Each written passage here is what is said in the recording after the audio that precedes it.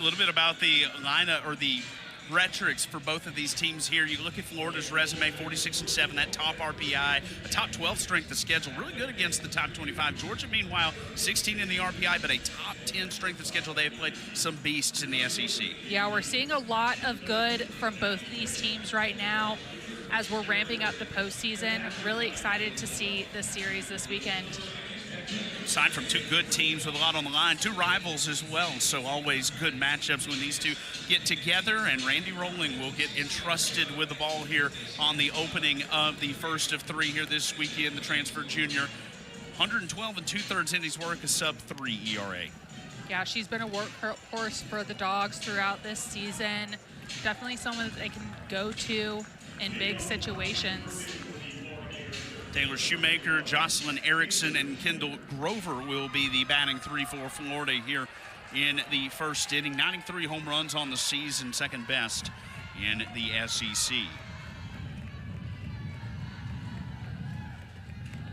And the left-handed Randy Rolling delivers a ball to open the game, 1-0 the count.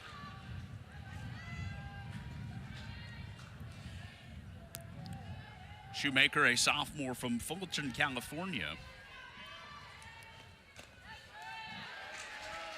Rolling answers back with a strike. 1-1, 458 average on the season. Leads the SEC with 17 doubles, 16 home runs, 52 runs driven in. She slugs .825.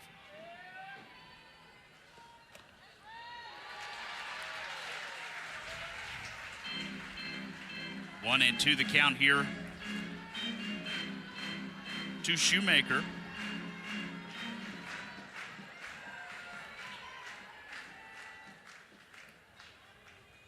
Rolling from the belt, the 1-2. This one fouled away.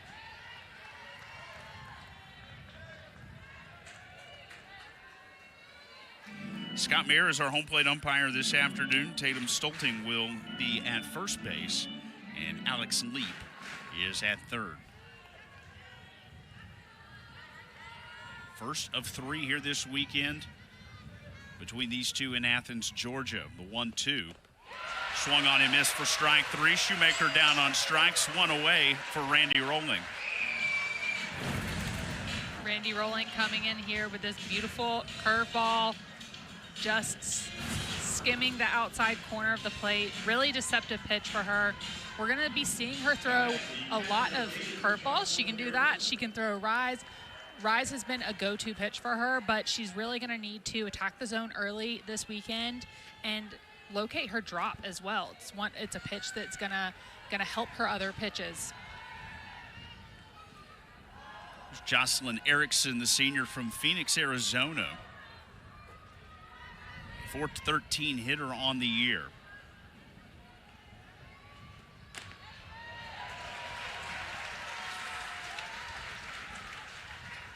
One and one the count.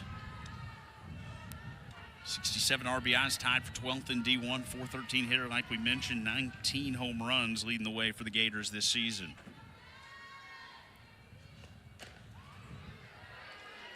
Rolling misses outside, 2-1 the count.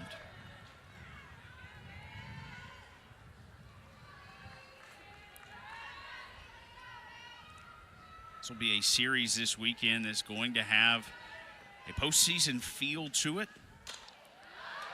As the 2-1 is popped up, it will stay in the dirt. And making the catch is Bailey Lindemuth from third base, 2 down. Yeah, you mentioned that postseason feel. It's going to feel a little bit like a super regional. These teams have met several times over the past 10 years in super, so it definitely has that postseason feel, especially being so close to actual postseason. We mentioned it's going to feel like that. Obviously, two big-time teams in a late-season matchup. As Kendall Grover looks at a strike, 0-1. I think we're also going to see stronger crowds throughout the weekend as we get to Friday night and Saturday as well. Senior Day on Saturday.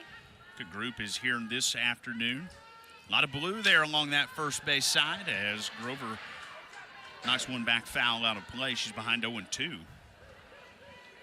Ford always traveling well in the SEC.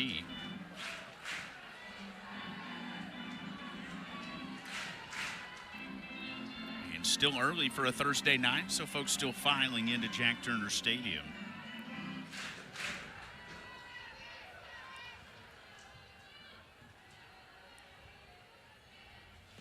Rolling delivers the 0-2. It swung on and missed. 3 up and 3 down for Randy Rolling in the top half of the first inning. 2 strikeouts in the inning for the left-hander.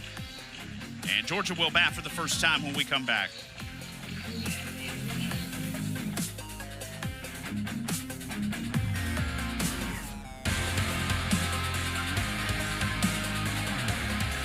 Pitcher for the University of Florida.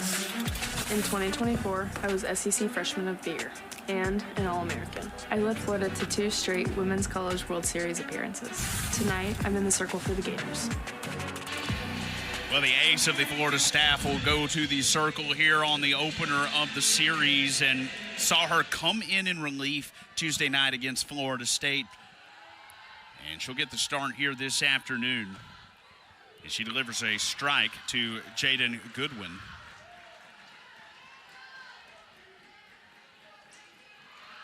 And the count 0-1 here to Goodwin. 399 hitter on the season, just shy of 400. And here's a ground ball back to Rothrock. She'll bobble it briefly and make the play over at first for the first down. So 1 down, and Tyler Ellison, the designated player, will be up for Georgia. It'll be a righty-on-righty matchup here for Keegan Rothrock.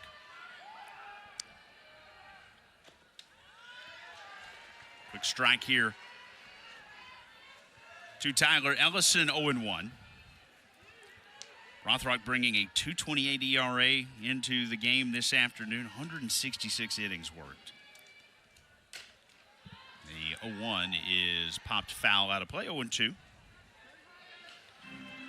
1 down and 2 away.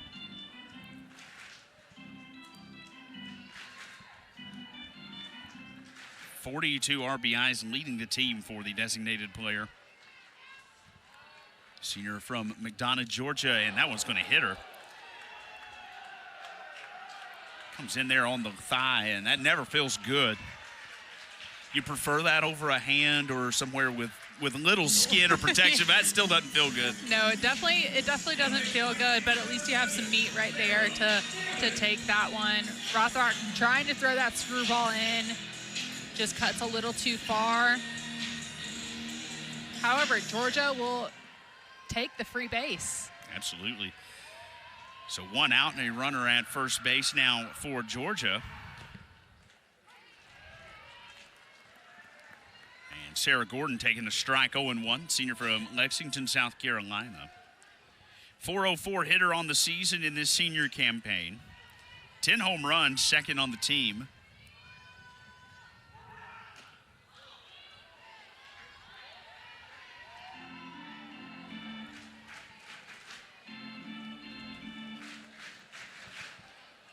.15 doubles, leads the team.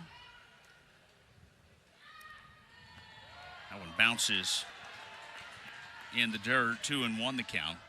Batting 9 for Georgia here this afternoon. Natalie Ray down in that 9 spot, senior transfer, .413 average, leads the team. Has been struggling a little bit lately as Gordon fouls that one away, 2-2.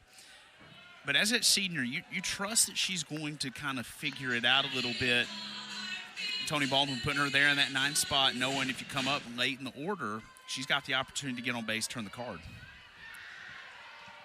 Yeah, and I think something so powerful about this Georgia lineup is you can look up and down that lineup and talk about some really cool stuff for each one of these batters throughout the lineup.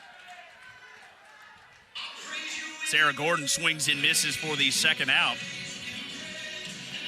And there'll be 2 down with the runner at first. There's Tony Baldwin. 5th season as the Georgia head coach. Of course, longtime assistant prior to that under Lou Harris-Champer. 3 straight super regionals. Go back to last year, it was Florida that Georgia saw in the super regionals. Gators eliminating Georgia from the postseason and advancing to Oklahoma City.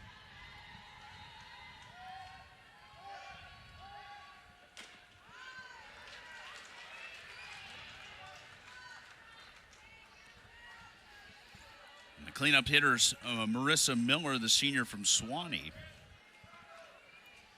Even here, 1-1, 290 hitter here in the senior season. That one to right and into the glove of McClellan. And that'll do it for the Dogs in the first. We go to the second. Florida, one of the premier programs in the SEC, 9 SEC titles, 2 NCAA titles. Back in Oklahoma City a season ago, one of those 13. And certainly in prime position, have a very high seed going into postseason this year. And Tim Walton, the Florida head coach, will look on from the third base side while the Gators bat. Back-to-back SEC titles in 2014 and 2015.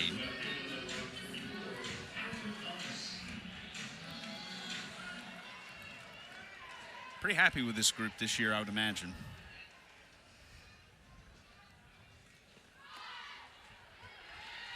4, 5, and 6 for the Gators here in the second. Of course, Florida coming off a really good win against Florida State earlier this week, splitting the season series with Florida State, another top 10 team here in 2026.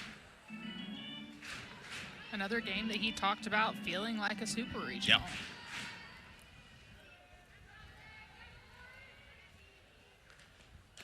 And when we spoke with him about that and kind of what are the conversations around, around this as we're approaching postseason, having such a strong team, and he talked about just talking them through being present in the moment and playing this game. So what is Friday night or Thursday night against Georgia looking like? We're going to focus on that game first before focusing on the SEC tournament or even the next Georgia game.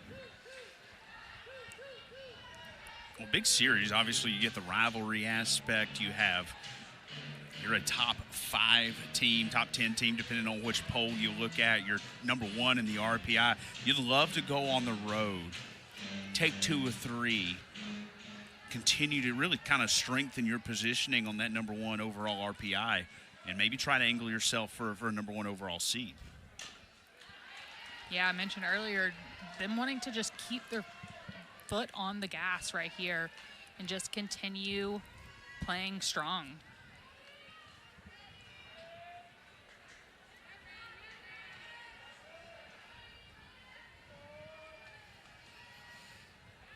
One and 2 the count. There's a little bit of a battle here between Thomas and Rolling. And they'll do it for another pitch. Thomas, someone that's going to keep the defense on their toes a little bit. She's got speed. She can, drop a bunt where she needs to, but she's also got some good power. So defense has to be ready for anything. And a freshman at that.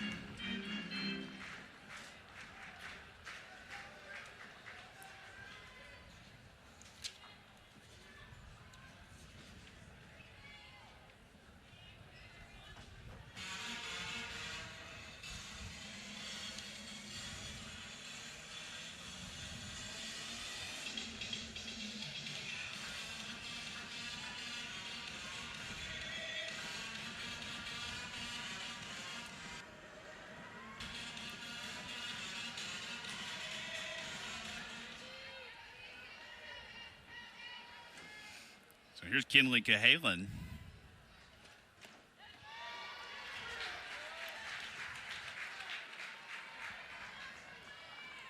.60 RBIs for 6th best in the SEC for Cahalan, senior from Trussville, Alabama.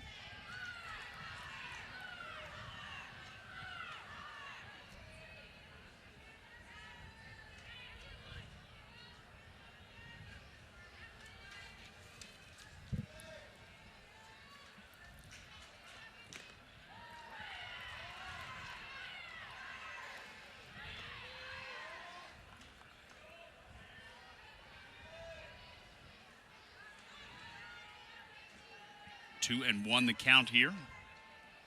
As Cahalan in a lefty-on-lefty matchup. Here's a ground ball. That one foul. Count even up 2-2. And here's how Thomas was recorded out. Saw that foul ball.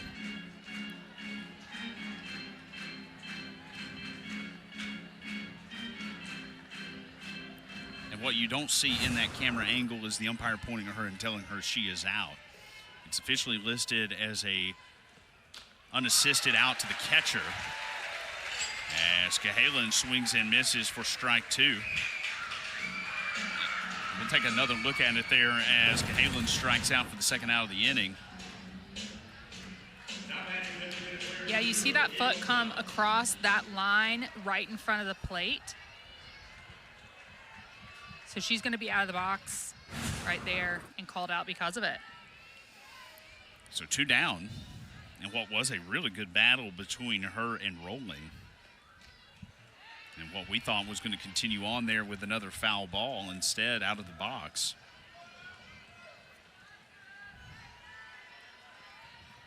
A play that happened pretty quietly on the field. It did. The scoreboard didn't know that she was out. They didn't announce that new batter was getting into the box.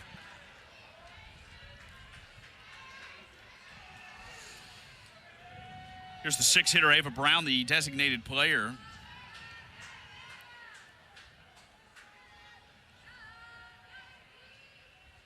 That was a big cut. 2-1 the count there to her.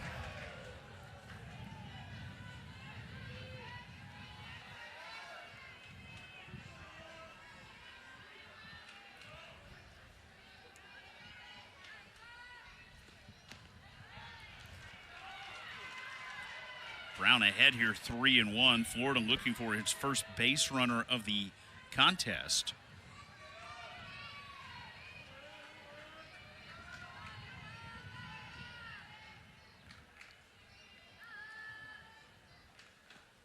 Rolling delivers high. And Florida has its first base runner of the afternoon. It's a 3-1 walk to Ava Brown.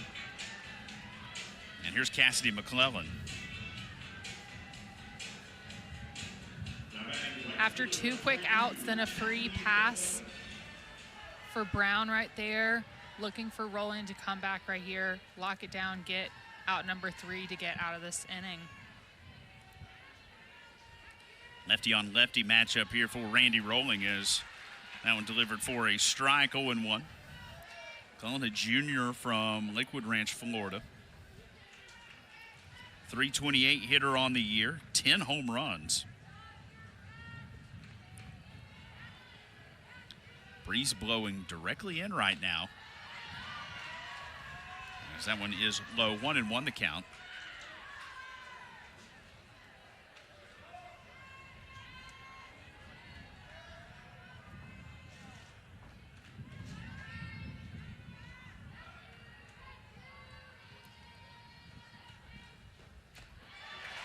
Cullen takes a cut there at that one. 1-2.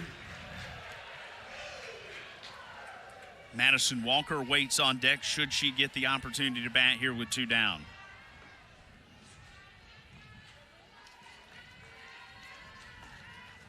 Rolling with a big deep breath. The 1-2. Fouled back.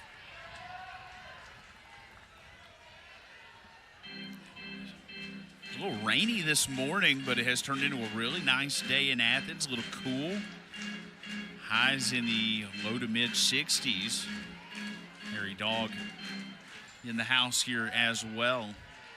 That wind has picked up all of a sudden, and it is blowing at times directly to right, sometimes directly in. 1-2. Here's a grounder.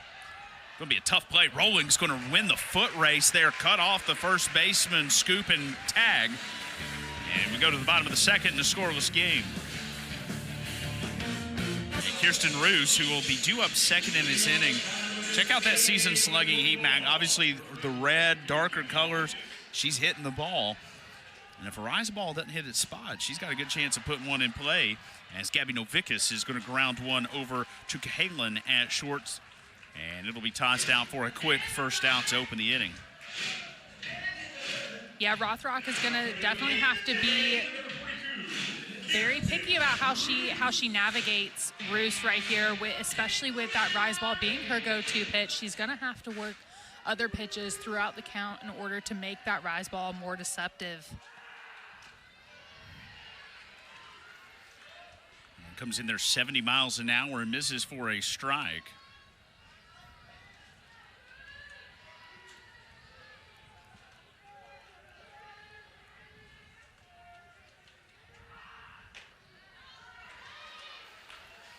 Something that is a little bit unusual about Rothrock is you saw it right there, that rise ball that's a little bit lower. It's not coming in at the chest, it's coming in, at the belt.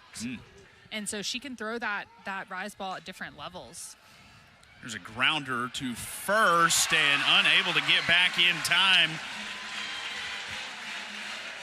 is Madison Walker. And the first baseman quickly coming in to field the grounder, but just too deep to turn, get that momentum stopped and get back. And it'll be an infield single for Kirsten Roos.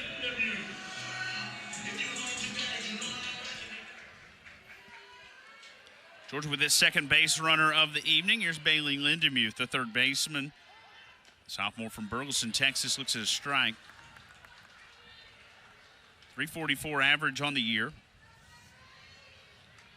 Has homered 3 times and driven in 25, slugging .508.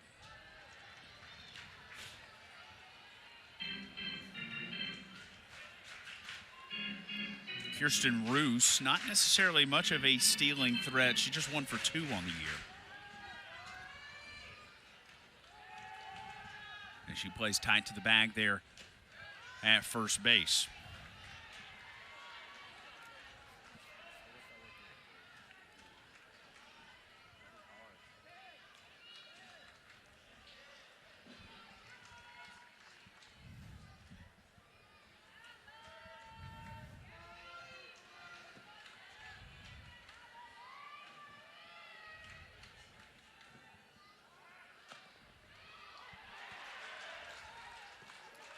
And therefore a called strike 2.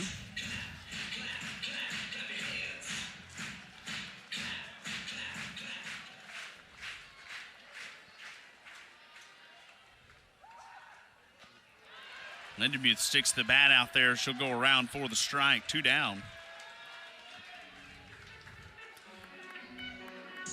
That's 2 strikeouts now for Keegan Rothrock. We'll see this ball again right here. Definitely outside the zone. Has a little bit of tail even further out in that zone. Lindemuth definitely knows that she did not want to finish that swing, but could not stop the bat in time. 2 down and a runner at first. Here's Emily Digby, junior from Decula.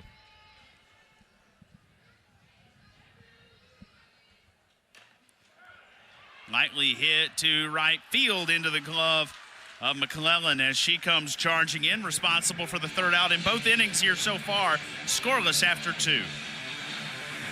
Tuesday from Lexington, Kentucky, 15-team single elimination. First 13 games on the SEC network with semifinals and championship taking place on ESPN. May 9th at 5 Eastern, that championship game.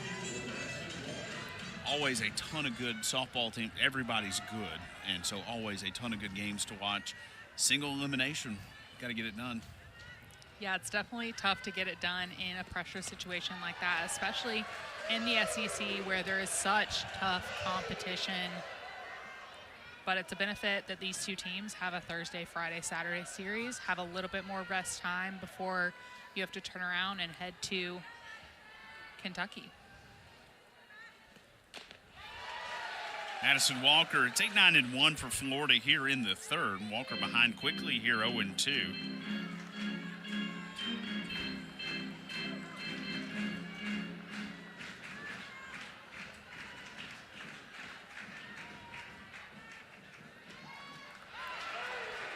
Be a strikeout and a throwout. And 1 down here as Walker retired.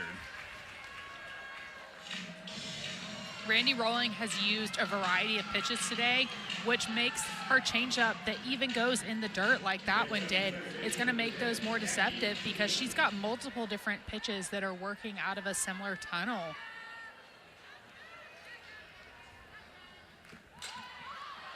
That one popped to Rolling, and Gabby Comilla is retired on one pitch. It's a quick out there for Randy Rolling, and now we'll go top of the order and through for the second time. With 2 quick outs right here, Randy Rolling definitely needs to take a breath and attack this batter right here, not letting any free passes happen.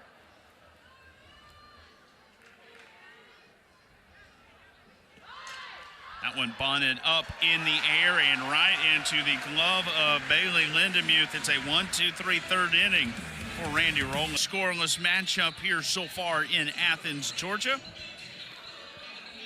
9-1-2 due up for the Bulldogs here in the third. Natalie Ray will lead things off for the Georgia Bulldogs as we get started here in our third. 82nd all-time meeting between these two. Florida leads the series. Georgia hasn't won a series since 2018.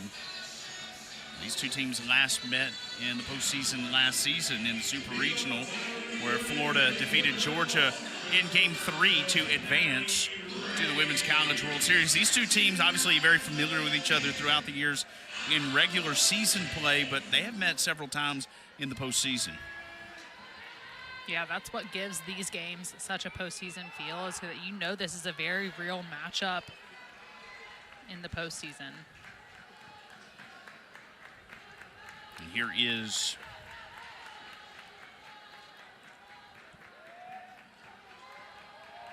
Natalie Ray leading things off.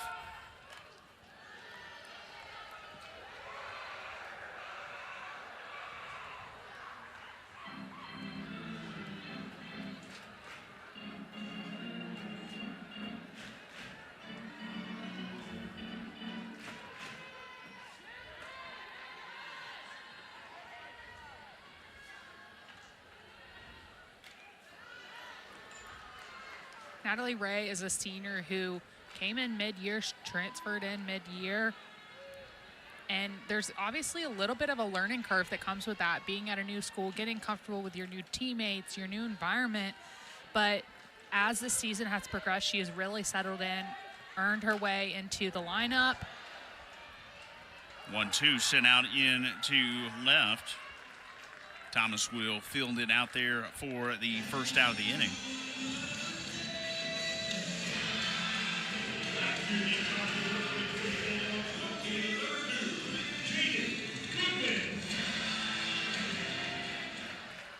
So Georgia will go through the lineup now for the second time.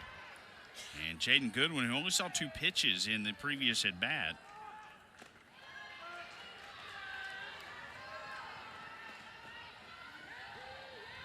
It's a 1-0 count here to Goodwin. 0 for 1 after grounding out.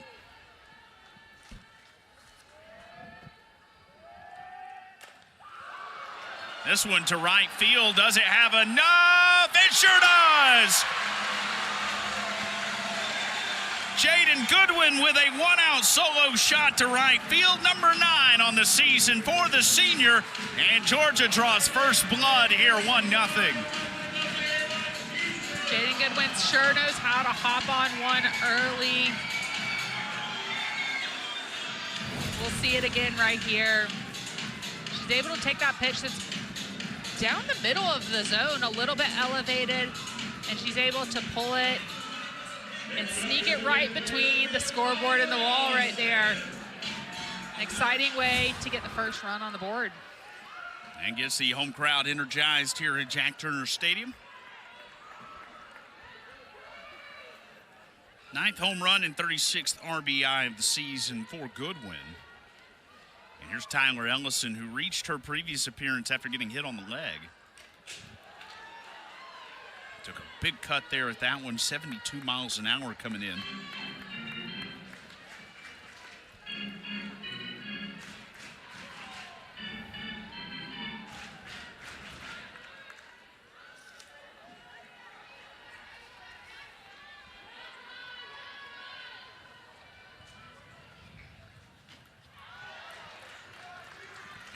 Ellison will be retired on strikes.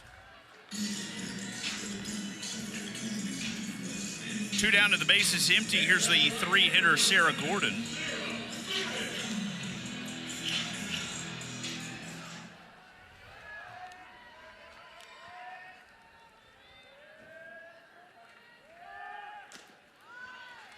Gordon taking a big cut there at that one, 71 miles an hour. And you were a pitcher.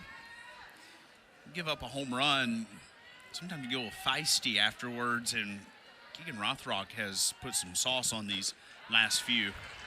Yeah, it definitely puts a fire underneath you. What's interesting about Rothrock, though, is that she can hit that 72, low 70 speed, but she's also works that 67-mile-an-hour pitch that we just saw. She's got a high 50s off speed that we've seen throughout this game. So she's able to work a really wide variety of speeds throughout each at bat. We showed you the slugging map a moment ago. Here's Sarah Gordon's heat map for slugging on the season. Come inside, especially on that lower half of the zone, she is generally making contact. Yeah, she's definitely wanting that pitch on the low and in. Really go up and down the middle of the strike zone there. She is finding contact. Yeah, even outside of the zone, you see where she's getting hold of a lot of pitches that are outside of that strike zone. Makes a pitcher think twice about where she's throwing it. When you just don't have a lot of gaps in your swing, I mean, that's a challenge for any pitcher to try to find somewhere safely to put the ball. That's why having different speeds, different pitches is so valuable, because you can keep a hitter off balance even more if you've got multiple pitches working, if you've got multiple speeds working.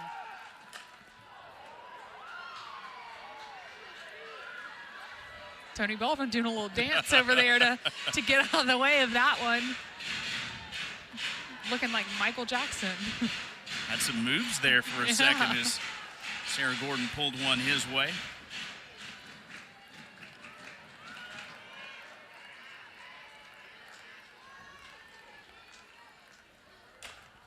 One, two, this one lifted to right.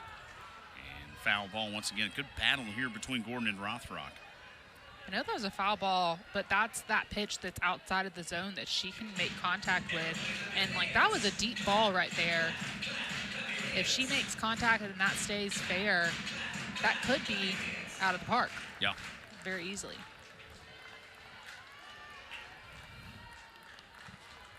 The 1-2 once again. This one fouled back towards us.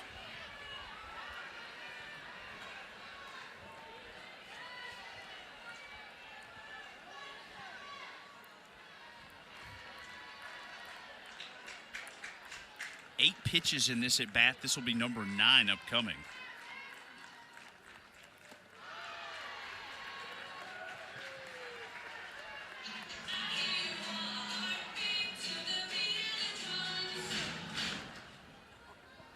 Battle between Georgia's 3-hitter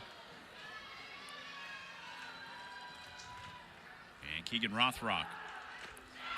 Gordon out in front of that one. She'll swing and miss for the strikeout. Georgia on the board here in the third. A one-out solo shot by Jaden Goodwin to right field, sneaking it under the jack sign. And Georgia leads 1-0 after 3 innings.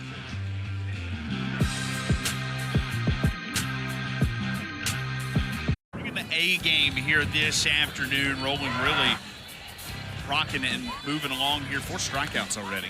Yeah, you saw the curve, change, rise ball, strikeout, and going back with that changeup. You'll notice that changeup is not even crossing the zone. It's staying below the zone. But because her other pitches are working so well, spinning so well, that changeup becomes even more deceptive for that swing and miss strikeout. And you and I have gotten the opportunity to watch Randy several times this season, and at least her last few home appearances, this thing is absolutely laced to right field foul. She really hasn't had her A game. She's just been able to go pitch by pitch, batter by batter, and really truly have to pitch and work through each lineup. But here tonight, she's really bringing her A game, matching Keegan Rothrock. Yeah, absolutely. We've talked a little bit about that and her having kind of her B game, but she's making her B game work. And tonight we're definitely seeing her A game with multiple pitches just spinning so well. Her, her change of speed working for her. We are definitely seeing A-game stuff out of Rothrock as well. She has pitched really well. Give up the one home run, but otherwise she has been very effective. Yeah, I think both of these pitchers also just very efficient in how they're working these batters and these counts as well.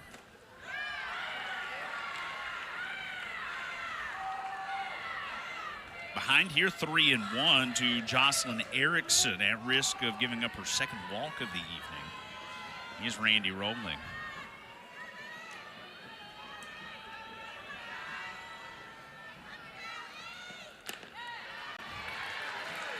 Taking there on the 3-1. Count goes to 3-2.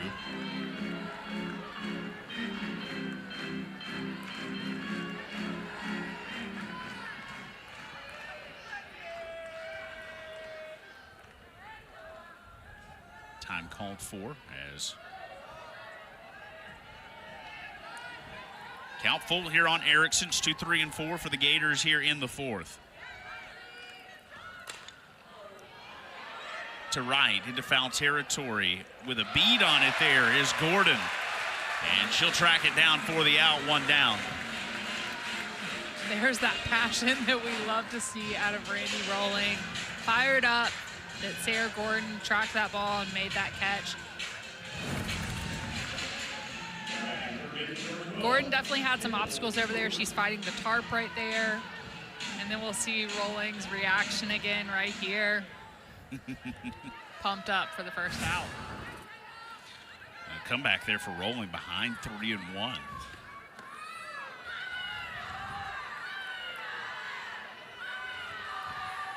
Kendall Grover, the third baseman, she struck out to end the first inning. Trying to find her way aboard here in the fourth inning.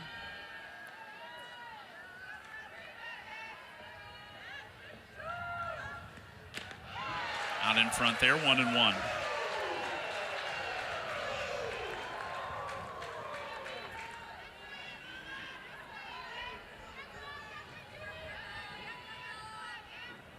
Three seniors in this starting lineup tonight for Florida.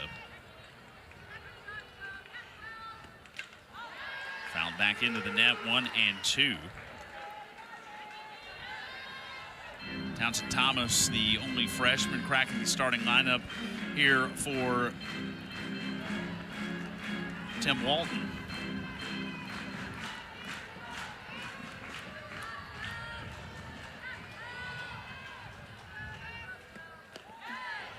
That one misses 2-2. This is not when I say not a deep Florida team, I mean just sheer numbers wise. Florida typically carries one of the smallest rosters in the SEC, doing that once again this season. Never seems to bother the Gators. They may not have the number of players on the roster, but everyone is talented. Multiple players can play multiple positions as well. Yeah, this team is always very versatile in that it's very strategic how they carry fewer numbers, fewer players, but they're able to move players around very easily and still be super effective. 18 on the roster this season for Florida. The smallest roster in the SEC and in the Power Four. But 8 players can play multiple positions. As this one is popped to center, coming in is Ray and making the catch, and a long at bat there with Grover. And Rolling will get the better of her there on that one as that one nestles into the glove. 2 down.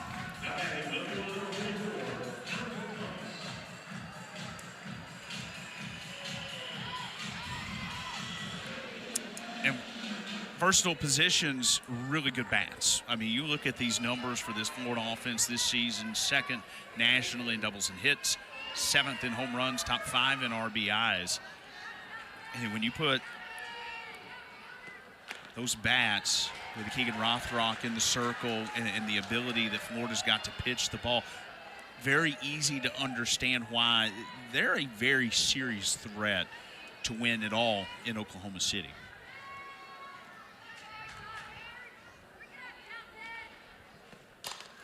This thing is ripped to left center. That one is gone. Florida will answer back in the top of the fourth with a 2-out solo home run of its own. As Townsend Thomas, her 5th of the season. And the freshman sending that one over the wall. We are tied at 1. Fired up Florida offense. We'll see this ripped ball again. She's able to take this ball that's curveball on the outside half of the plate. Opposite field, she's able to take it to the opposite G. Almost a line drive, just a really hard hit ball. Here's Kinley Cahalan. I have forgotten her elbow guard there. And now time called as Tim Walton going to come over and talk with her. 1-0 the count here to Cahalan. She struck out her previous plate appearance in the second.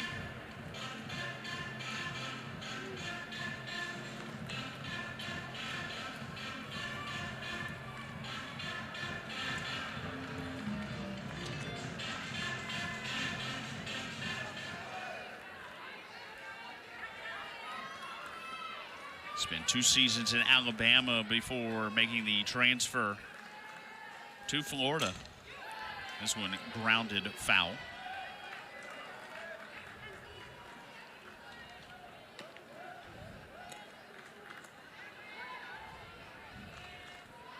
One and one the count here to the shortstop.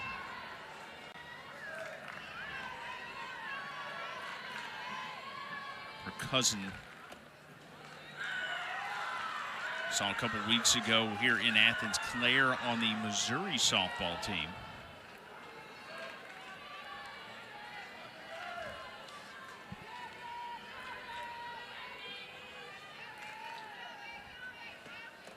Two one, that one misses.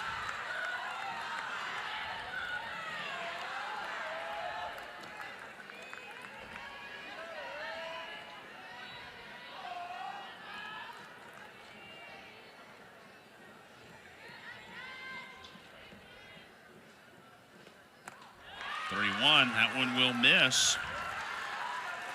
So after the solo home run by Townsend Thomas, Cahalan will walk. And there will be a base runner aboard here with 2 down. And the designated player, Ava Brown.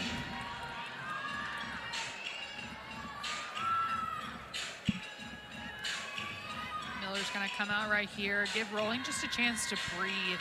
You had a quick home run and then a walk. So wanting Rolling to really settle in right here, take a breath.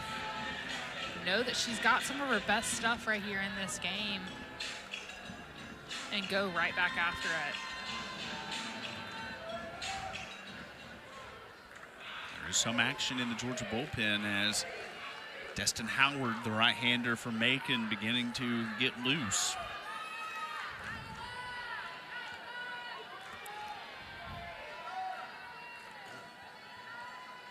So 2 down and a runner at first here for the designated player. Ava Brown walked with 2 out in the second.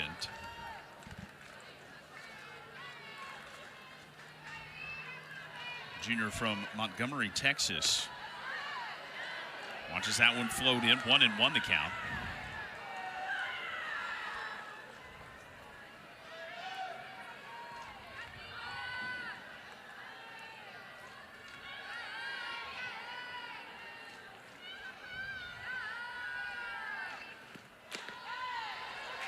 In there for a called strike, 1-2. Good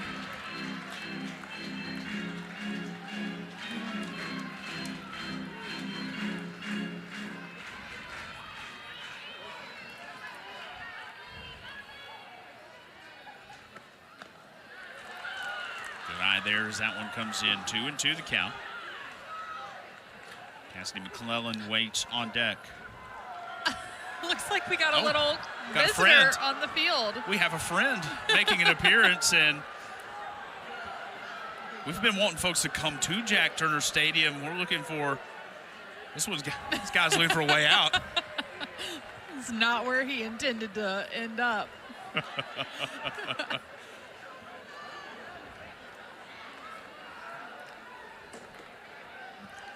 Florida first base coach got very tight to the foul line, wanted nothing to do with the squirrel there.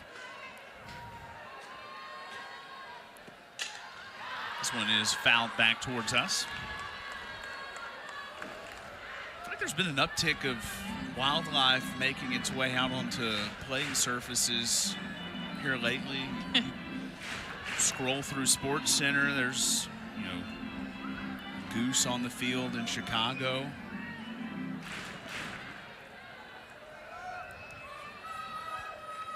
No one talks about whose job responsibility it is to help get the critter off the field. This one lifted to left center. That one's gone. Same spot, second time this inning. This one a 2-run blast off the bat of Ava Brown, and Florida now leads 3-1.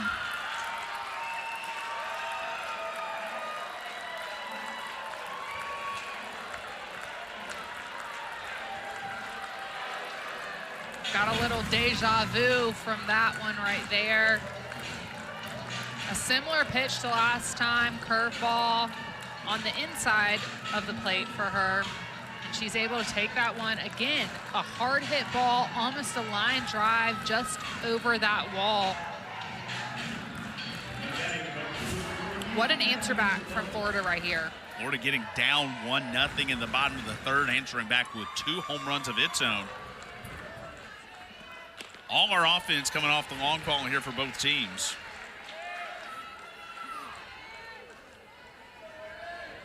Which we've talked about both of these pitchers and how good they have been this afternoon. For all of the hits that have scored these runs coming off home runs, I guess that'd tell you that they're just missing somewhere and hitters capitalizing on it. That, and these are just some really good hitters. We have a lot of good hitters in this ballpark tonight. So it definitely creates a challenge for these pitchers in both Rolling and Rothrock. But yeah, definitely maybe a little bit of miss. But a miss in this scenario, when you have such good hitters, can mean a quarter of a ball. And a hitter that good is going to get a hold of it. Correct. Tied at hits with 2 apiece.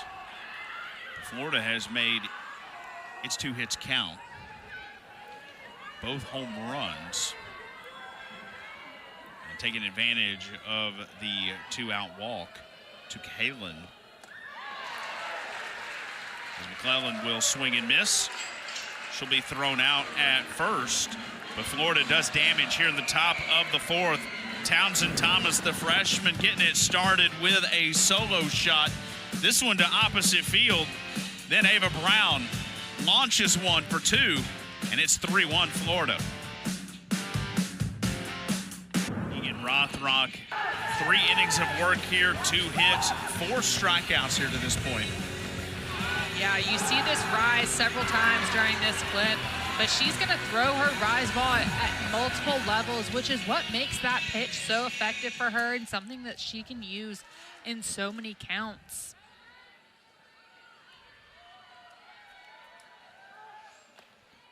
We get started here in the bottom of the 4th, 4, 5, and 6.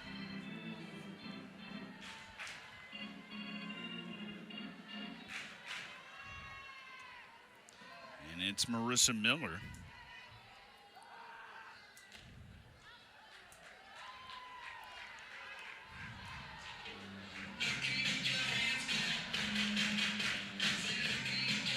Tell my 2 boys, Cooper and Tucker, good night. See you 2 tomorrow. Hope you're being good for Mom tonight.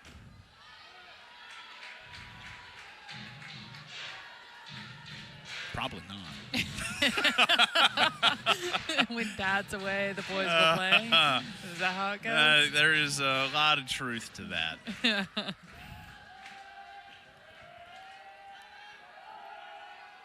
3-0 the count here to Miller, taking all the way. Gabby Novickus and Kirsten Roos due up behind Marissa Miller.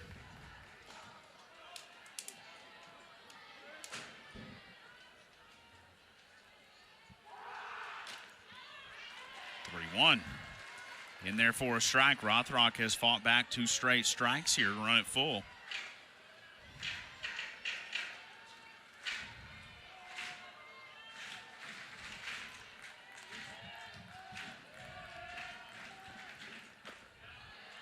Outside, and it's a leadoff walk here for Georgia and Marissa Miller.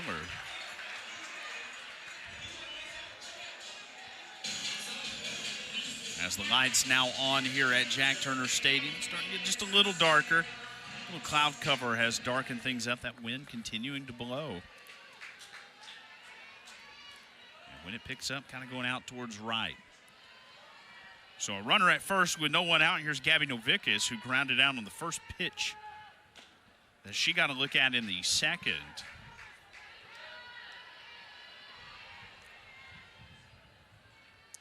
It was the walk that really hurt in the top half of the inning after Cahalan walked. Brown drove her in on the home run. Can Georgia make Rothrock pay with the walk here? Just 2 hits for each team to this point. Base runners definitely going to be at a bit of a premium here, I think, the way these two are pitching tonight. Yeah, and that's why those not giving up free passes is so important in a game like this, because it can be the difference in a run that scores.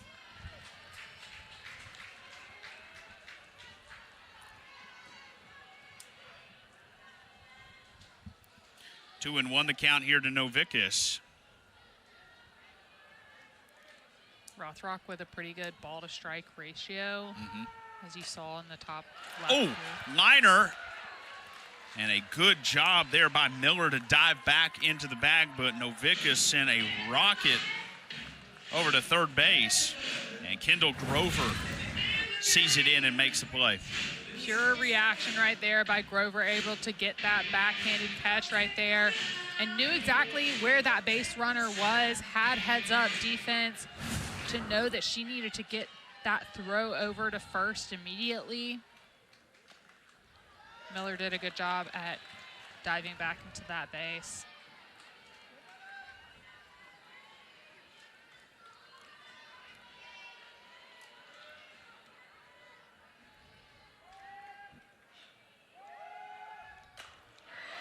This one to dead center. That one is gone. We're tied once again.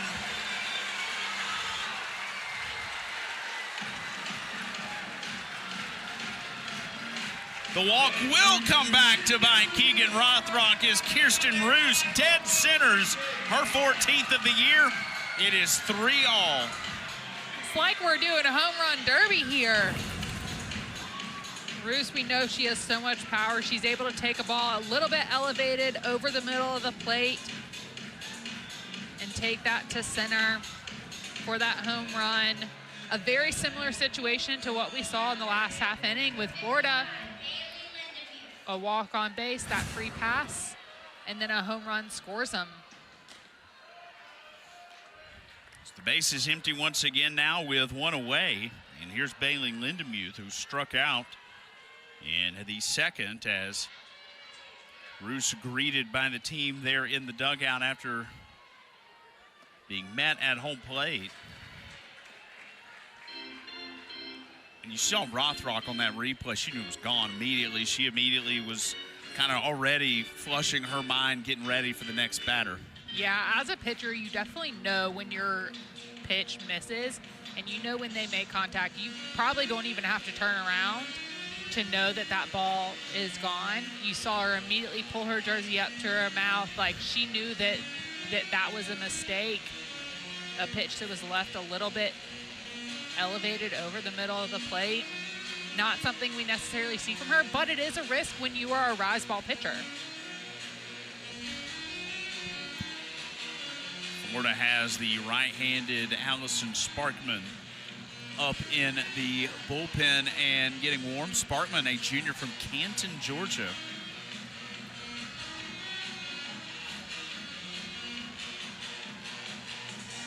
And obviously you'd want to see Rothrock go as long as possible here in the series opener, but I think everybody knows the stakes involved, the momentum that you can pick up from the first game of a series, whichever way it goes, especially on the road. If you're Florida, you really want to get tonight.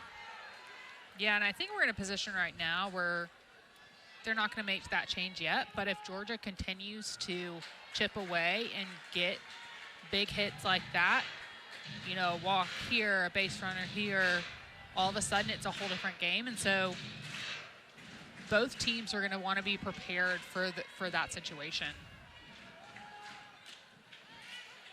2 of Georgia's 3 hits are home runs. Both of Florida's hits are home runs.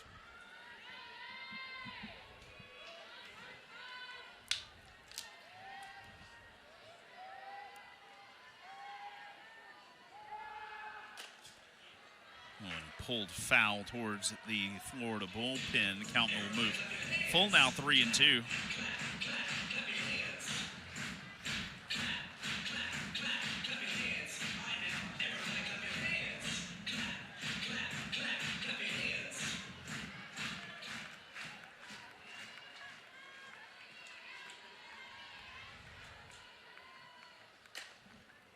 Fouled away. Good battle here between these two.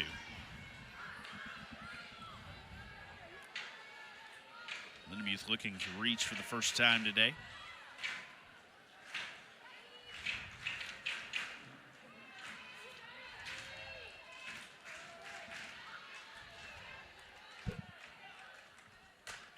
Ground ball to second.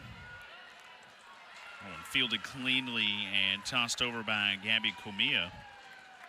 And that'll be the second out of the inning. That'll bring up Emily Digby.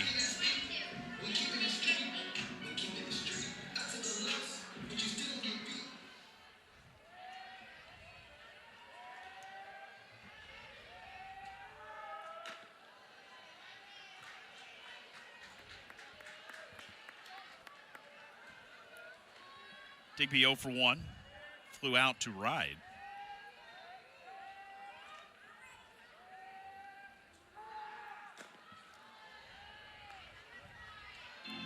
Two 2-0 the count here to Digby. Time of year you want to be playing your best softball. Florida comes in here, winners of 3 straight, 4 of the last 5. There's a ground ball to short. Cahalan over to first. And that'll end the inning defensively here for Florida. We are through 4. It is a 3-3 game. After Marissa Miller walked to get aboard in the leadoff spot, Kirsten Roos drives her home and herself. It is 3-3.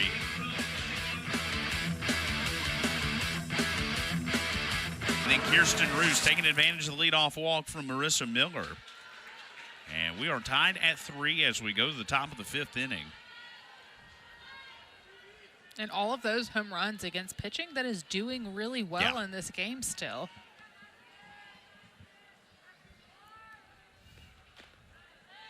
Elwood misses 1-1 the count. 1 base runner for Florida in the first 3 innings. Both those home runs with 2 outs in the 4th. Rothrock has been really good. Goodwin and Roos have both homered. Rolling also has been outstanding for Georgia. You saw that number for Florida, 1.75 home runs per game in the SEC, second. Already beating the average here tonight. Yeah, the offense definitely came out ready to rumble tonight.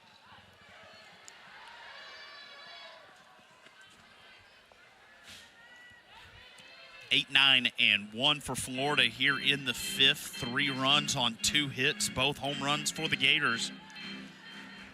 1 left. Georgia 3 runs on 3 hits and 2 runners left.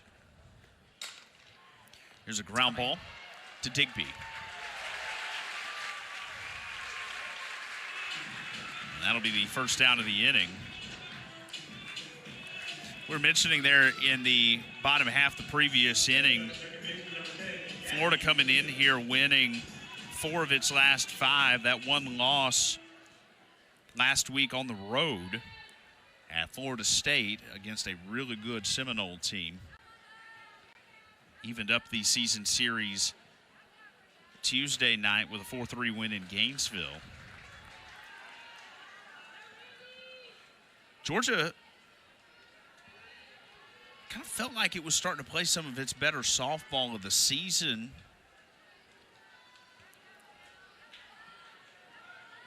And then the Texas Longhorns come to town.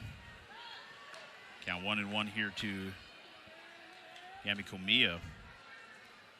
Had a chance to win the first game, did win the second, lost the third. And those games against, obviously, RPI in top 25.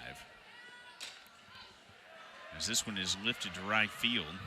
Gordon comes on and makes the catch for the second out. And then you go on the road to Oklahoma last weekend, and Tony Baldwin said there's no excuses. We lost the game, but with the way the Texas series worked with the scheduling, you get Georgia Southern in a midweek, you turn around and travel the next day to Norman. You don't really get to prepare for arguably the best team in the country. When they had a Monday game that week, too. Correct. So Monday, you have your off day on Tuesday, Wednesday. a midweek on Wednesday. That one back up the middle here off the bat of Taylor Shoemaker, and the leadoff hitter is aboard now with 2 down. And then you're on the road traveling at, 8 a.m. or whatever to a different part of the country. That takes a toll on your body. But you mentioned it, you don't have a time to necessarily prepare for Oklahoma hitters. I think it's interesting, though. Obviously, Georgia's had a really tough end of SEC play with Texas, Oklahoma, Florida. Throughout that Texas and Oklahoma series, and so far today, we're seeing some really good moments from Georgia. Yeah. And something that I think that we heard Coach Baldwin say when we spoke with him earlier this week is that Georgia's just not winning those moments consistently enough where they matter, which is causing kind of those losses. But there's still some really good that come out of that. When you go back to that Oklahoma series, and obviously Georgia with little prep played better as the weekend went, got run ruled on Friday night 10-2, but lost on Saturday by 2 runs, lost by a run on Sunday. There are no moral victories for sure, but arguably the best team in the country, you drop 2 games by, combined 3 runs to them. You're playing some pretty good softball. And I think even that run rule, the game did not feel like the score showed, if that makes sense. It felt like a more competitive game. Yeah. And then obviously a competitive series because of that. So I think there's just, it's a good sign heading into postseason for the Bulldogs that they can compete with the best of the best. And that they are potentially just hitting their stride going into postseason, which is exactly what you want. Yeah. You want to be peaking at the end of this season.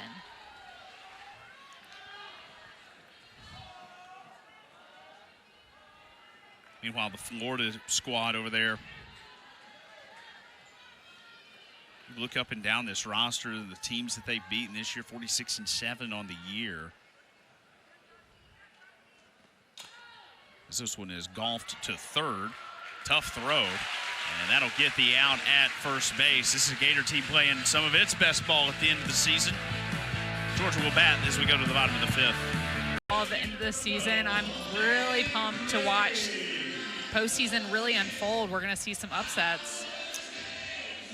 You go and take a look at the most Women's College World Series championships of all time. UCLA really good once again this year. But Florida with its 2 championships back-to-back, 2014 and 2015, in that conversation of having the most all time. Of course, the usual powers out on the West Coast, Arizona, UCLA.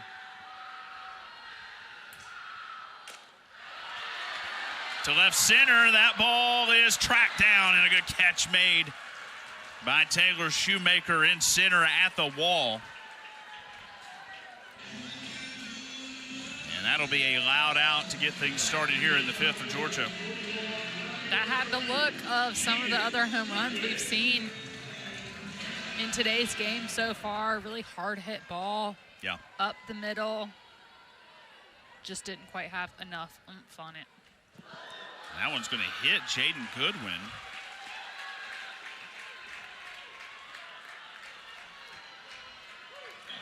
That's a tough spot to be in there. Goodwin, one of your best hitters.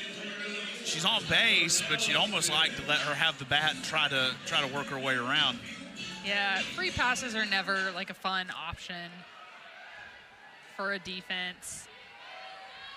But UGA is definitely going to look to capitalize on that right here. You have some real good speed on base now in Goodwin. So using that speed, getting her around the diamond.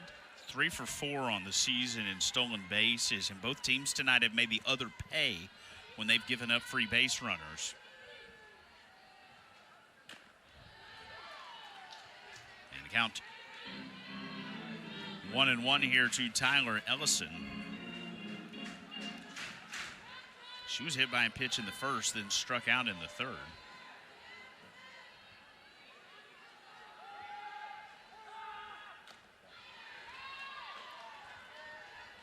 Two and one the count here to Ellison.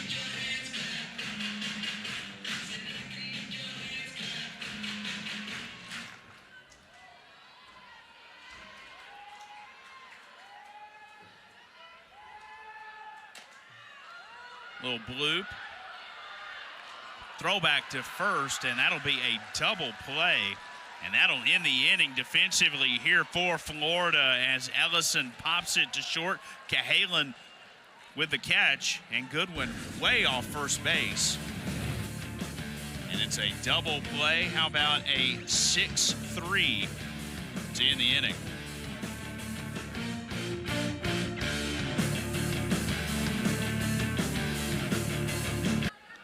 Three, 4, and 5 for the Gators here in the sixth.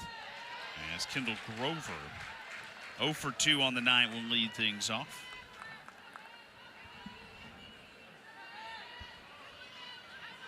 We have seen several moments of excitement out of both teams here. This one is skied to left. Goodwin watches that one in a few feet shy of the warning track for the first out. And you go back to this win on Tuesday night, evening up the series with Florida State on the season. And Coach Walton talked about just playing with passion, enjoying the game, especially in big moments like that where it's a postseason type of feel. Yeah, he talked about taking the emotion out of it, and he used passion as a word to describe like that excitement that they're playing with and that joy that they're playing with on a daily basis. And no play right there. Randy Rowling getting to it and just putting it in her pocket as the speedy Townsend Thomas, who homered in her last plate appearance, going to bunt one aboard, and now a runner on at first. That's what I mentioned earlier. She is going to keep a defense on their toes. She's got the speed. That was a relatively hard bunt back to Rowling, and Rowling was ready to make that play, but Townsend was already there.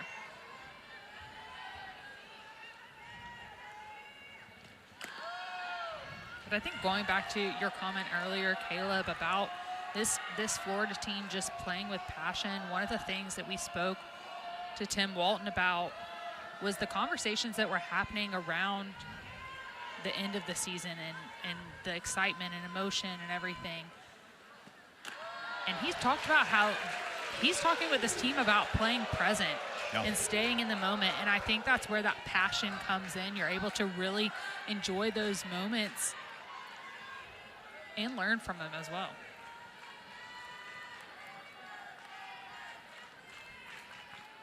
Coach Walton once again got another good squad here.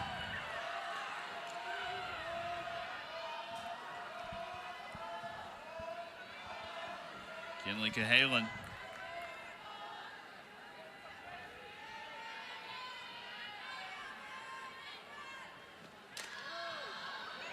Popped at the chalk line as Kirsten Roos comes over and makes the catch for the second out.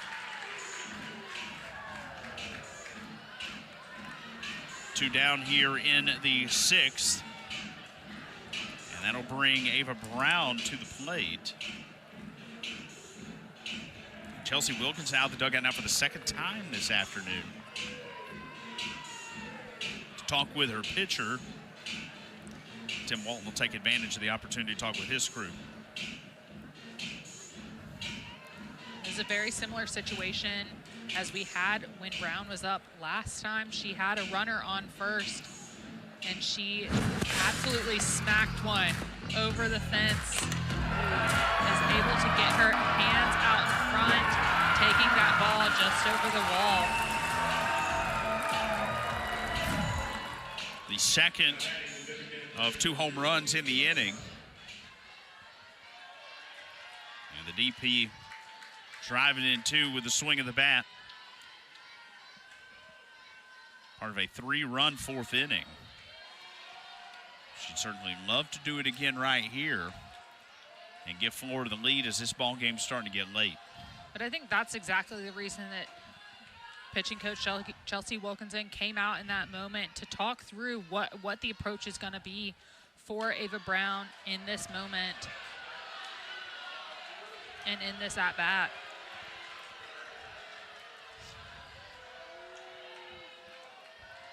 .91 pitches now for Randy Rolling. She's missed close here on the last 2. And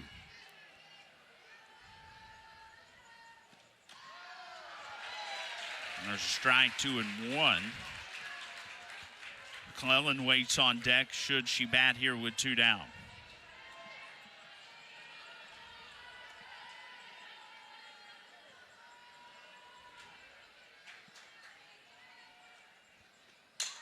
Off the end of the bat. Be a tough play as Roos loses it. The throw to third. Not in time, and sliding underneath the tag there was Townsend Thomas. Some good base running from her to go first to third on what ended up being a pretty close play at third. Yeah, that was a super tough play at second for Kirsten Roos. That ball just dies, and that you can tell the spin throws Roos off, and she's not able to field that ball cleanly. She tries to come up. She sees Townsend Thomas turning second. Great heads up running by Townsend Thomas to understand that that ball has gotten away from Roos, and to get that extra base right there, that could be a difference maker in this game.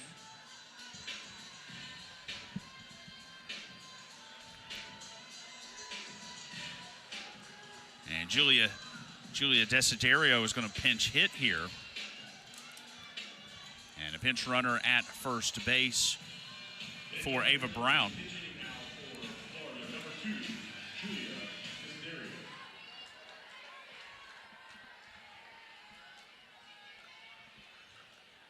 And it'll be Callie Matsuno pinch running at first base.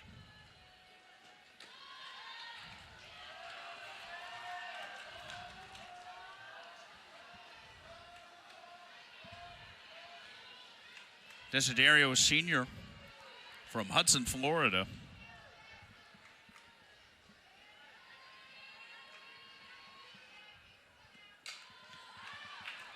Fouled back. With a catch in the stands.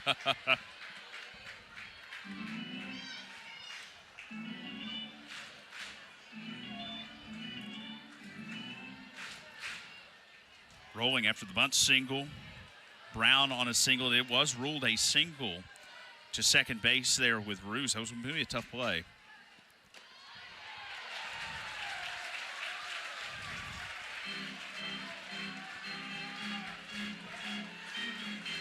Florida with 5 hits now. And runners on the corners with 2 down. A big pitch for Randy Rolling. A big moment for the pinch hitter. Defensive swing with the bat there. That one fouled off.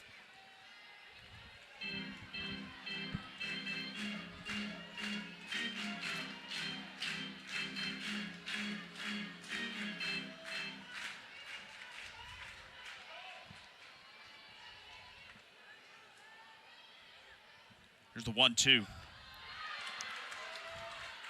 Held off on the swing. That one comes high. 2-2 the count.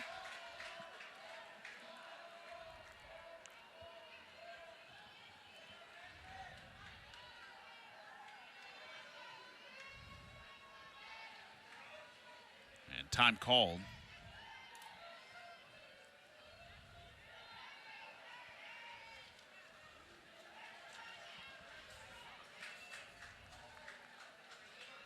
.286 hitter on the year is Desiderio. This one is popped up on the infield into the glove of Lindenmuth. Georgia will get out of the jam here in the 6th with runners on the corners.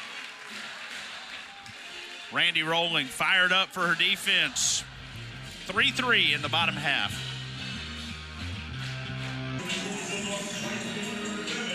It's been a very exciting game for an unusual Thursday night evening of softball. As you saw there, all runs scored off home runs here tonight. Crazy.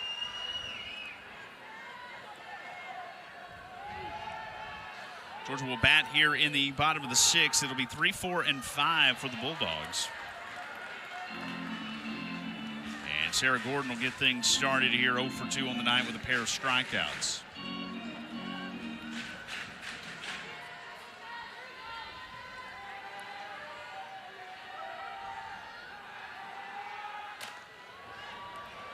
It's a shallow right.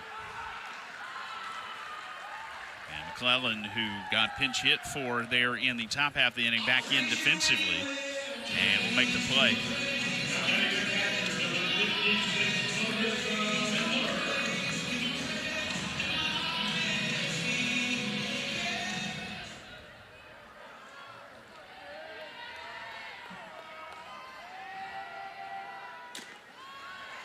Here's Marissa Miller, the catcher. 1-0 the count to her. Want to thank our crew, doing a phenomenal job as always here. Has worked really hard all season, bringing SEC softball to you wherever you may be watching, as Miller takes a strike, 1-1.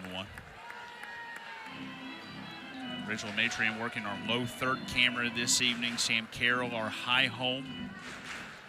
Ron Gierach over at high first. Clay Malloy bringing you the shot you're looking at right here as the 1-1 goes in there for a ball. 2-1 the count. Jason Jefferson down at low first this evening. Appreciate everybody bringing you the nice pictures here from Jack Turner Stadium.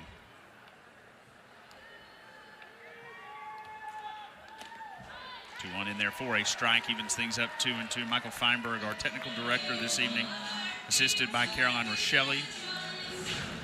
Eric Dunn on video, Sam Walters on graphics, Jaden Marvin on bug, Van Johnson, our replay lead, with Kyle Brown assisting him on those replays, as this one is grounded foul.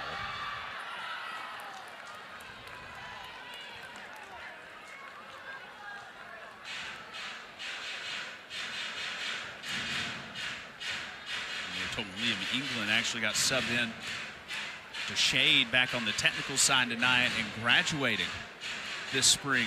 Congratulations, Liam. I know that is an exciting time. Hopefully all the finals are done. Hopefully got that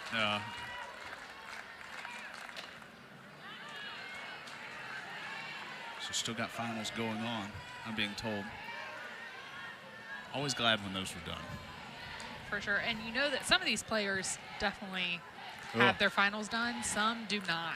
And some are in the middle of doing that, waking up early studying, staying up late studying, trying to get their schoolwork done.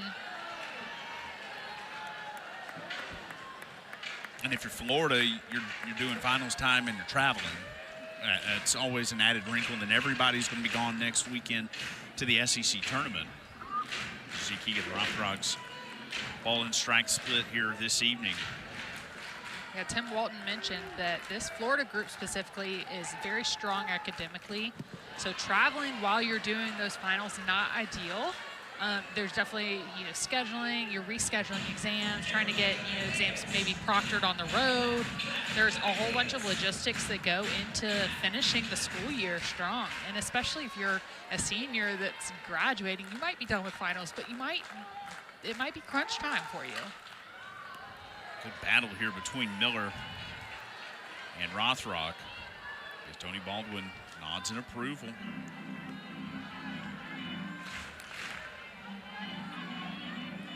Tenth pitch of the at-bat upcoming.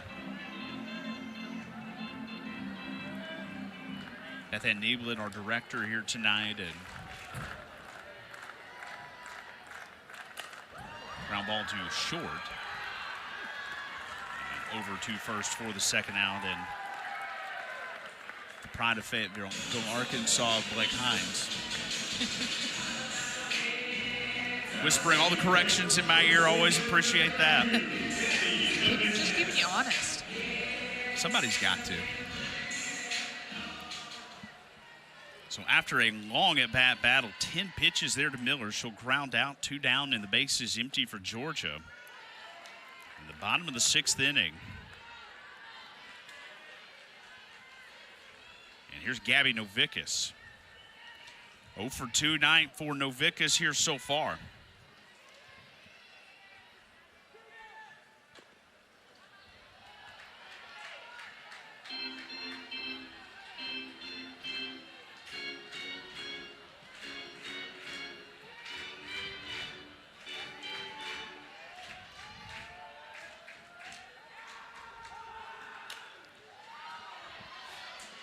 Back out of play, 1 and 2. Georgia's got Kirsten Roos waiting on deck, who is 2 for 2 on the night.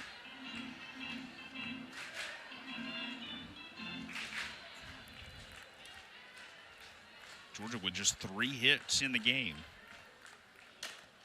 That one, tough catch, couldn't make it. Shoemaker there in center. A heck of a hustle throw back in to get it back off and cut off at second. A tough play for Shoemaker. That one kind of coming in quick, died fast, just couldn't get there in time. Yeah, that was a lower ball. Great effort right there by Shoemaker. That's exactly when you want to make that play, that attempt right there. She was there. She just didn't get it. It hit her palm almost and bounced out of her glove. Didn't quite get in the mid of her glove. Definitely impressive attempt right there. Natalie Donaldson will pinch run now for Georgia.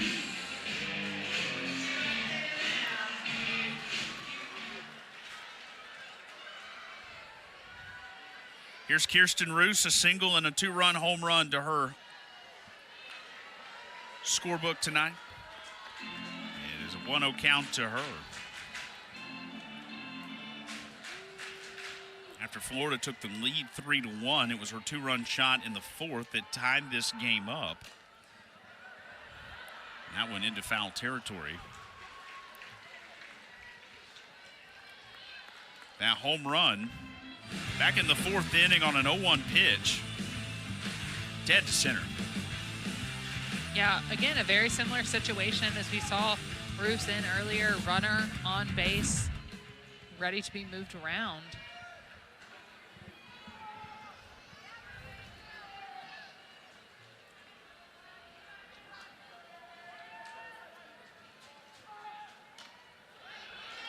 Defensive swing there off the handle of the bat. And Roos behind now 1 and 2.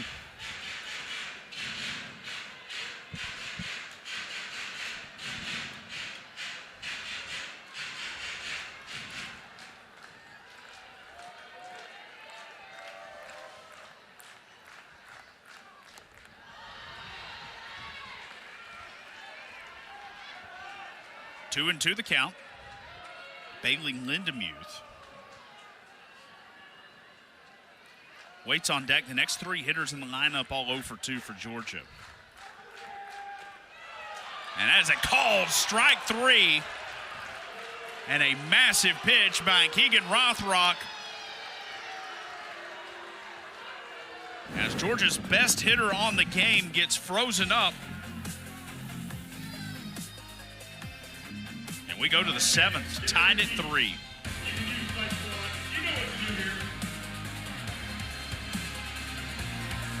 Bringing you a beautiful shot of a sunset on a Thursday evening in Athens, Georgia. A tie game as we head to the 7th inning. Crunch time, we mentioned at the end of the season for both teams, is crunch time in this game here. Yeah, hoping to see the passion come out for both of these teams tonight in this final inning.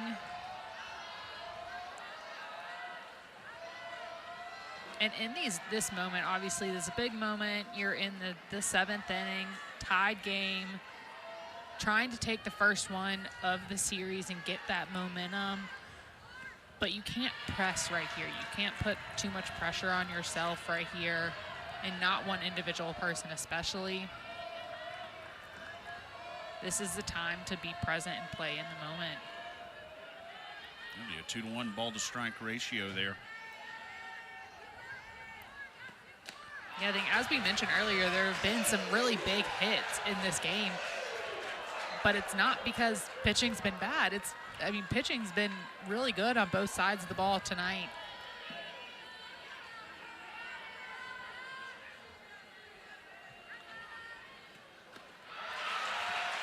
Swings at the 2-1.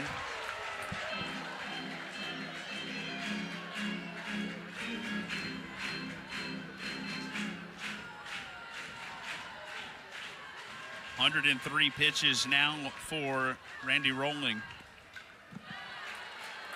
Madison Walker getting a piece there to stay alive.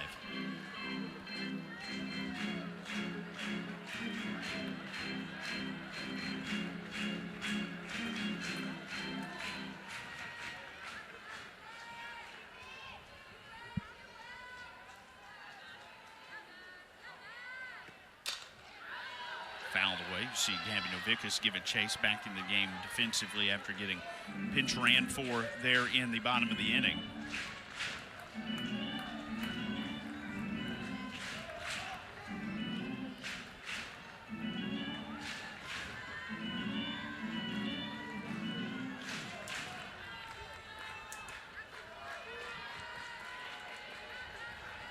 Two and two the count here for Rolling. Smashed to left center. That ball at the warning track will die short of the wall. And Madison Walker just misses the go-ahead home run. And you saw that sigh of relief from Randy Rolling right there. I mean, off the bat, I thought that one was gone. That was a hard hit ball. It was a high ball. I thought it was going to travel. Lost any wind we have right now, so there was nothing fighting against it. And we've seen some long balls tonight. So a very noisy out there for the Gators, as that one did have the look of one that was gone off the end of the bat. And as soon as you say something about the wind, it has now picked back up, blowing left to right across the outfield. Gabby Comilla 0 for 2 on the day.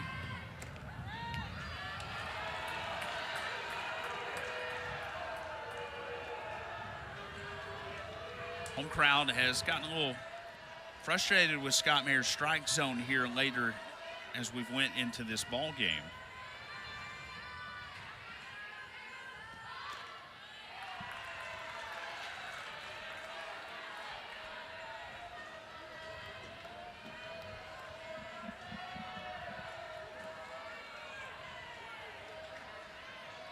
Rolling 110 pitches with this next one.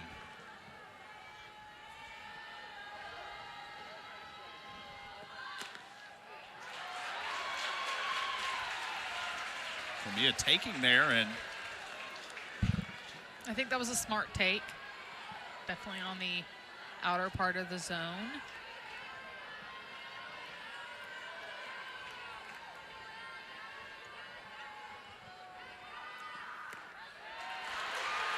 answers back with back-to-back strikes. Count now full.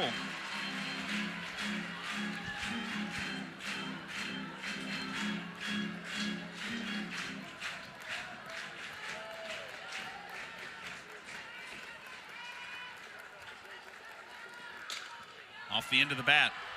Short. Close play and safe at first base.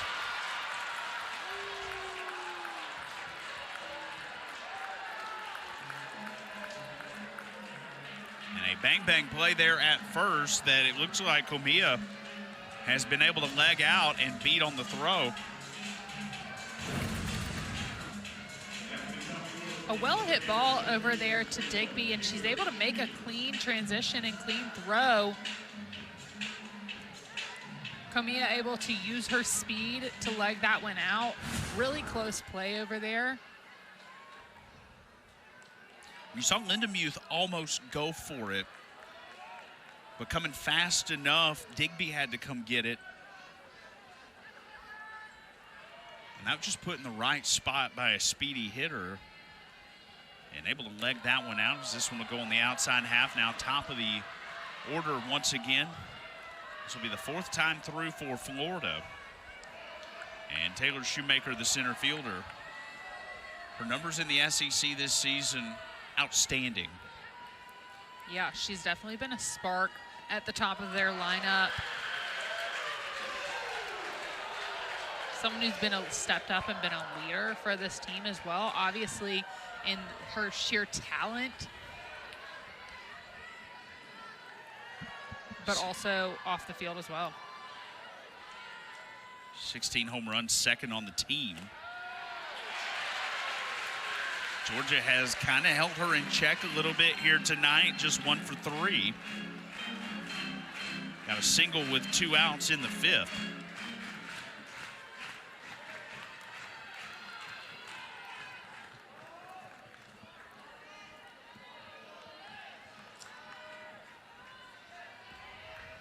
We talked to Tim Walton about how Shoemaker can be so effective at the top of the lineup.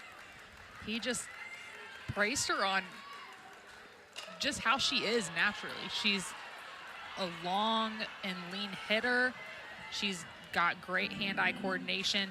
But she's just very steady in the box as well. And praised that about her. 5'9" left-hander from Fullerton, California.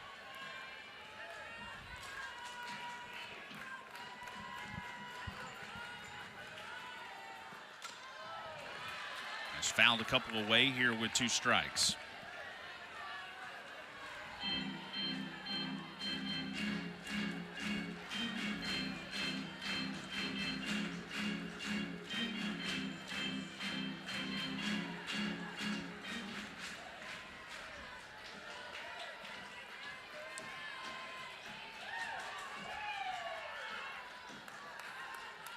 There's the 1-2.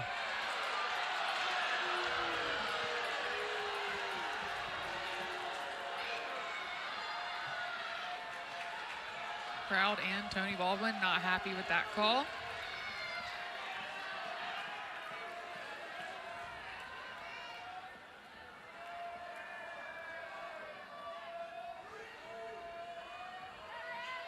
Randy Rolling asked for time there. She had to step off completely to reset the pitch clock. Popped up to right. Ballpark will keep this one. That'll be the 2nd out of the inning as that one flies out to Gordon. 2 down, runner still at first, and this will bring up Jocelyn Erickson, 0 for 3 on the night.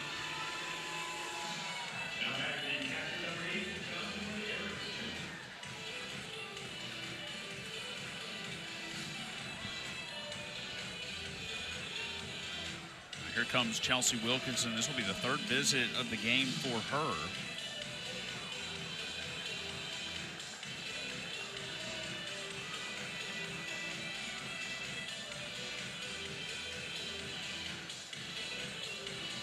Similar to the last situation where Wilkinson came out to talk with Randy Rolling, this is absolutely about her approach at this next batter. Erickson, you know she's a strong hitter for the Florida Gators, and you have a runner on, so you need to minimize the impact that she can have in this at-bat, especially with 2 outs right here. You saw Tim Walton kind of getting after Scott Mayer, our home plate umpire, there during the conversation. Went out kind of to talk to his squad, but then gave the official an earful there, something he wasn't happy about.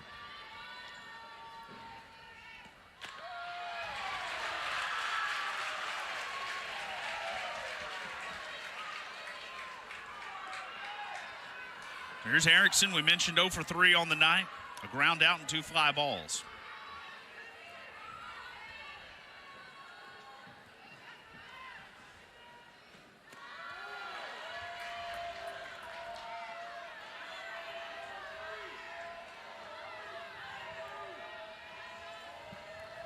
1-1 the count here to Erickson.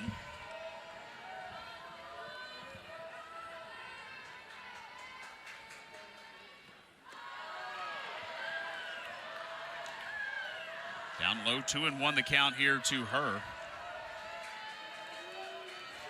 49 home runs as a Florida Gator, of course, a transfer from Oklahoma. 212 RBIs, both fifth best all time for the Gator program.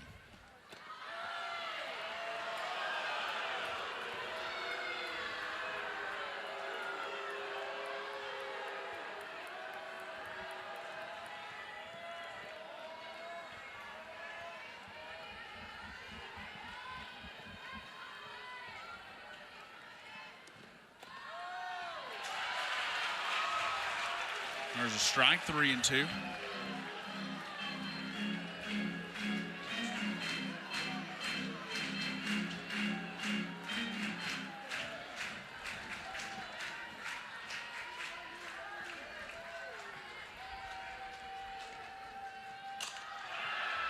To center.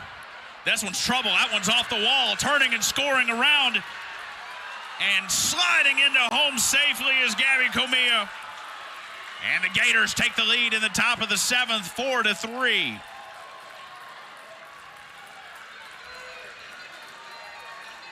And for both of these teams, it was going to be somebody that's 0 for 3, 0 for 2 needing to come up. And Jocelyn Erickson, 0 for 3, comes through. Yeah, Erickson's able to get her hands out in front of this one. Taking it far. Natalie Ray thought she had a shot at catching that, so that's why she tracked that one all the way to the wall. Ultimately, when she missed that, that ball bounced far enough away from her, allowing Comia to score. Tough situation because you want to go after that with 2 outs. You want to go after that catch. Yeah, I mean, that's an inning ender. But you think back to Comia legging out that infield single, the speed to get on base. The moment that's misplayed, Tim Walton's sending her home. Absolutely, and you see Goodwin out and left is playing closer towards the line. And we'll see it again right here. So when she misses that, goes actually right between the legs. There's no one there backing that up to try to get to that in time. When you read it that way and think you've got to be that deep, you pretty much got to make a play. This was going to get sent to left, getting waved around. Here is Erickson, throw to the plate. She's thrown out at home. Florida may be asking for a challenge, and Tim Walton will ask for a second opinion. But the initial call on the field is a good throw from Goodwin in left. Florida is challenging the play at the plate. The call on the field is out. The play is under further review. So we've bragged on our crew. They're going to draw up some replays here for us to share with you. I think that's a good use of a challenge right Absolutely. there. From where we're sitting, we're up above home plate. It looked like she was safe. It looked like her foot got there in time. So I'm really and she curious immediately started arguing. So Correct. like she's not bluffing there. She felt pretty passionately about it. So let's get a look at it.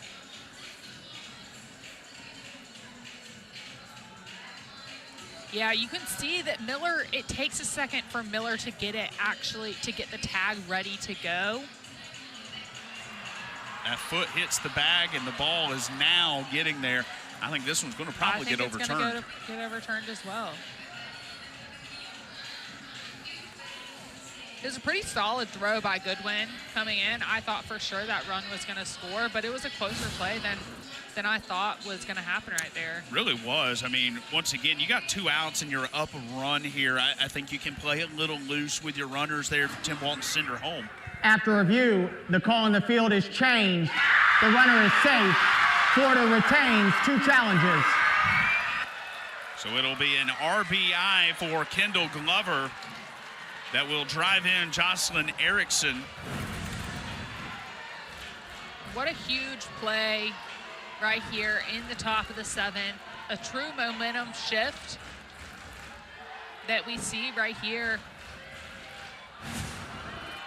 because of the use of a challenge.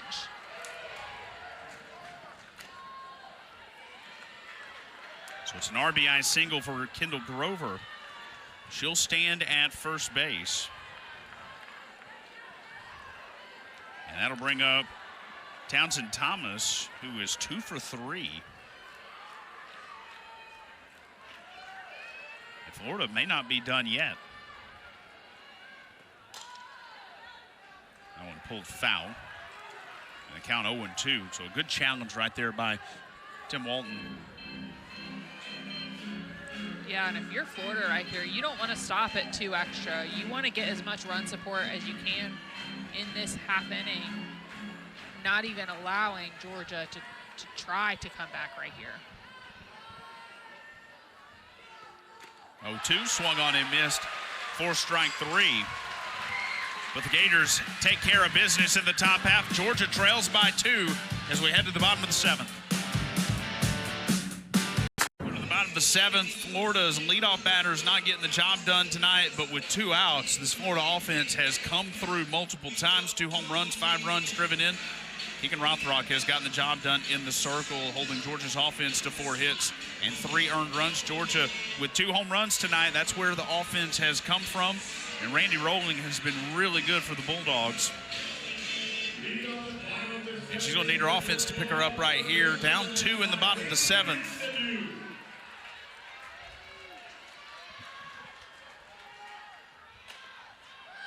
And the first pitch is going to be popped up here from Bailey Lindemuth. And it's quick out here in the 7th.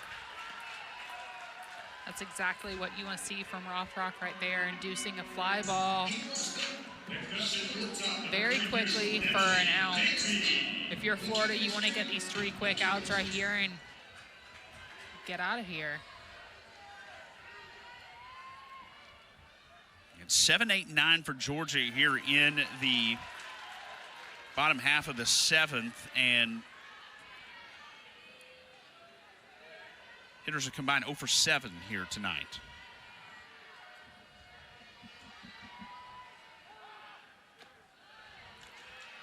One and one to count Emily Digby, who is 0 for 2 with a fly ball and a ground out.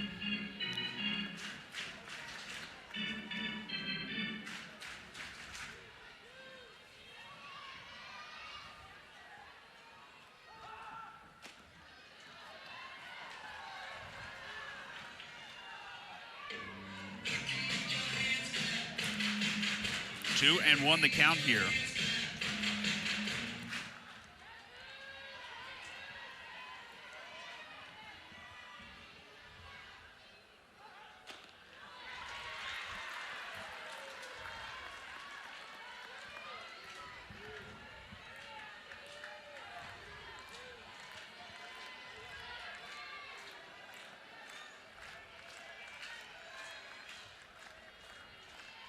Rothrock approaching 100 pitches.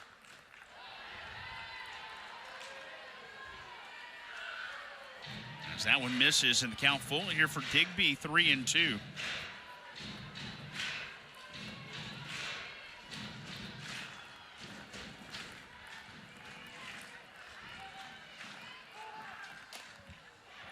This one, a little bloop single that will drop in front of McClellan. And it's a little 1-out single for Georgia as Digby aboard. Here's Natalie Ray. Digby not trying to do too much right there, is able to just poke it into the outfield, do her job, get on base. Now, as you spoke about earlier, it's Ray's job to kind of turn around to the top of the lineup. Talked about Jocelyn Erickson being due there earlier, 0 for 3, coming through with the big hit. There's Ray, 0 for 2. Your job right here is to pass the bat, get aboard past the bat, and get back to the top of the lineup here for Georgia.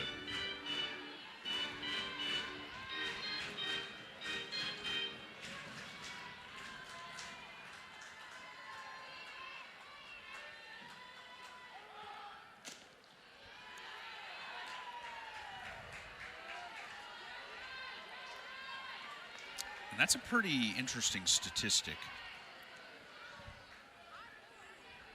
When Georgia doesn't score 6 or more, a losing record on the season.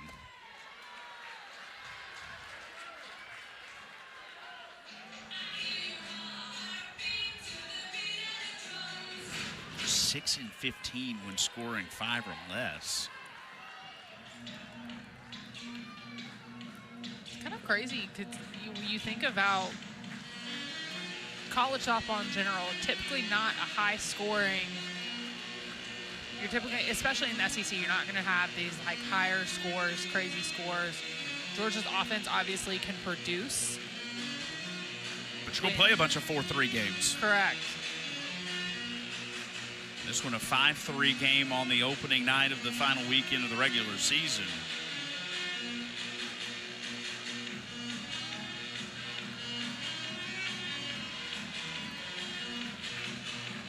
You're going to see pitchers as good as Keegan Rothrock nearly every weekend.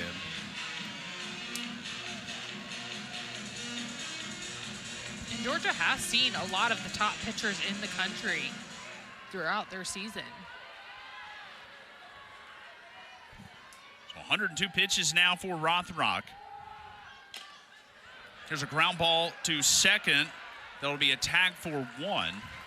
And Ray will be aboard on the fielder's choice, but that'll be the second out of the inning. And Georgia will be down to its final out here as the lineup card turned over once again.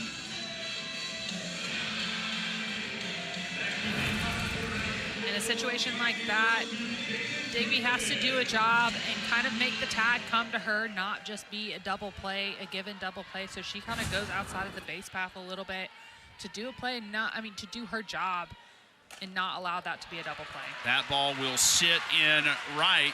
Throw back to the bag and nearly ended the game right there with aggressive base running from Natalie Ray.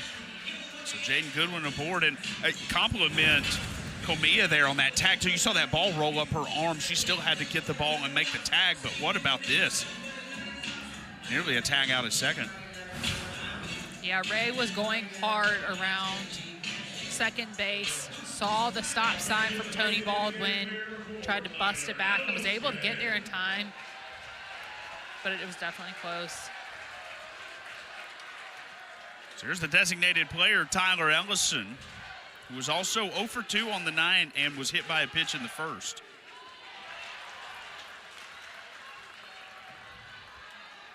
So Georgia has been passing the bat here in the 7th. Digby with the single. Ray on the fielder's choice. Here's Goodwin with the single.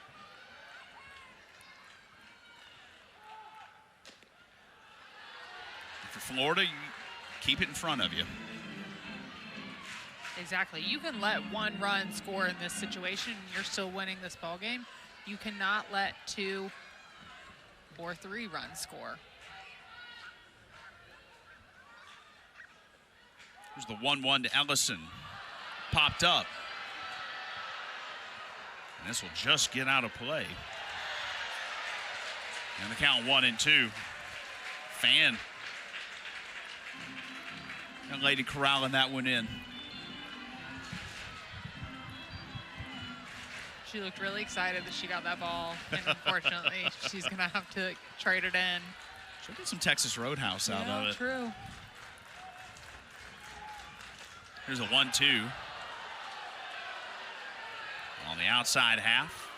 Count evens 2-2. I like that pitch in this situation. It's a big situation. You want to keep it on the edge of the zone, if not out of the zone. The 2-2. Ground ball to second, to first. And Florida will take game 1 of the 3-game set by a final score of 5-3.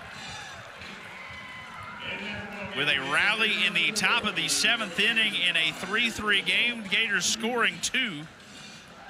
RBI double by Jocelyn Erickson. And then the RBI single from Kendall Grover. And the Gators take game 1 of the 3-game set here in the final weekend of the opening weekend of SEC play, or the closing weekend of SEC play. 2 really good pitchers here this evening. Yeah, obviously the bats were on fire with some big hits this evening, but you have to commend Rothrock right there for closing out the game strong. She had her stuff all game and was able to work a variety of pitches to be deceptive against this Georgia lineup. Florida a winner in Athens by a final score of 5-3. Everybody getting in on the action here tonight, 4 legs or 2. We will be back at it again on Friday for game 2 of this 3-game set. 6 Eastern here on the SEC Network for our entire crew. Thanks for making us a part of your Thursday night. Florida a winner 5-3.